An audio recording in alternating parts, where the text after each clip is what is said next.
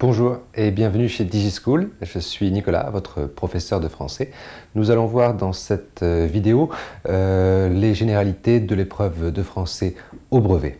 Donc, premier point, le brevet est un diplôme. En effet, on le connaît aussi sous son sigle DNB, Diplôme national du brevet.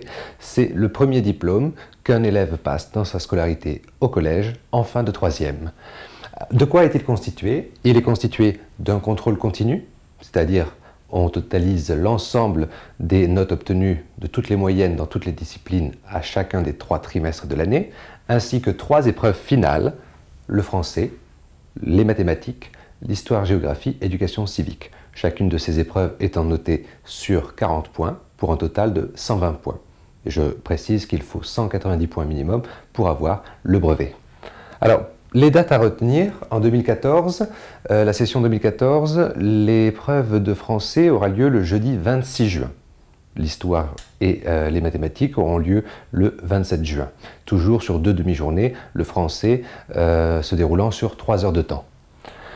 Bien sûr, pensez à votre convocation, qui vous sera donnée individuellement quelques semaines auparavant par votre administration, par votre collège. Veuillez vous munir de cette convocation ainsi que d'une pièce d'identité qui vous sera demandée le jour J. Le principe des mentions. Vous savez que depuis quelques années, comme pour le baccalauréat, les mentions peuvent être attribuées aux élèves les plus méritants.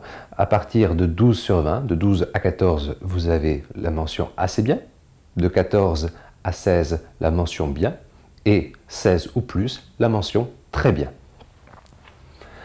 Le passage en seconde, pourquoi en parler? Parce que le brevet ne conditionne pas l'accès au niveau supérieur en classe de seconde, mais ne pas avoir le brevet est tout de même préjudiciable pour une épreuve qui n'est pas du tout difficile, qui est accessible parce qu'elle sanctionne 4 années d'études au collège, et il est vrai qu'un minimum d'acquis sont exigés et exigibles, mais vous pouvez tout à fait passer en seconde sans avoir le brevet.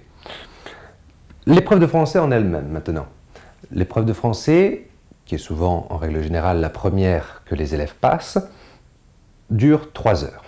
Elle est composée d'un texte avec des questions de compréhension sur le texte. Vient ensuite un travail de réécriture d'un passage du texte selon des consignes grammaticales données, ainsi qu'une dictée. Et enfin, la dernière partie, une rédaction, avec 2 sujets au choix sur lesquels on reviendra. Enfin, quelques conseils utiles.